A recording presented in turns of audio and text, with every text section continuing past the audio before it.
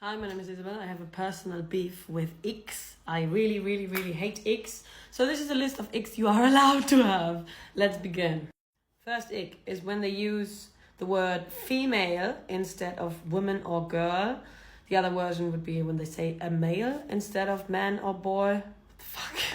When they say high value men, high value women, high value dating. What the heck does that even mean?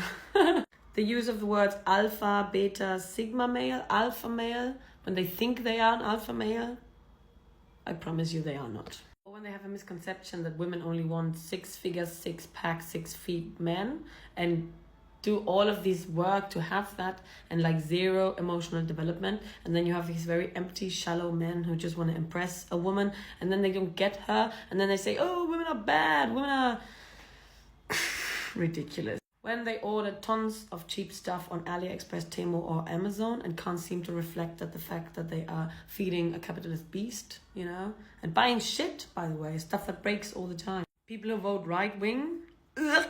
People who like fascist politicians, ugh. Women that use, oh, I'm just a girl, to justify their weakness, lack of accountability or responsibility. You know, they break things, flood the apartment, steal something, forget something, and then they say, oh, I'm just a girl. You know that the trend was originally made for, oh, I'm just a girl, and then they go to the moon, you know, oh, I'm just a girl, I have 3 PhDs, oh, I'm just a girl, I have muscles.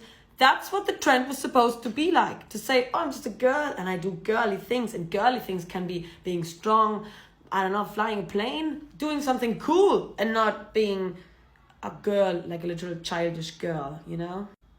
People who drink energy drinks instead of water as like in sickly amounts, in violent doses every day. Generally, when people have very unreflected indulgements in some kind of addiction. When they drink too much coffee, like unhealthy amounts of coffee, or cigarettes, or drugs, or alcohol, and they justify this by saying, oh, this is just the way I am, this is just what I need, I have a healthy control. You probably don't.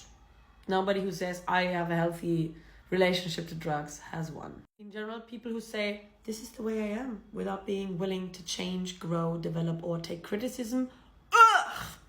People that are exaggeratedly childish, as in, oh, they want to play with me, in relationship with their partners, people who use baby speech, people who use this as sort of an excuse to behave in very immature ways and not to take criticism and grow, just like the last point I did, but like from a kid's perspective. You're an adult. Grow up. I don't know. Ugh. When they think exercise is optional and because it's exhausting, they never do it and don't worry about their body. And secondly, if they are sort of proud of their laziness, grow up. Grow up.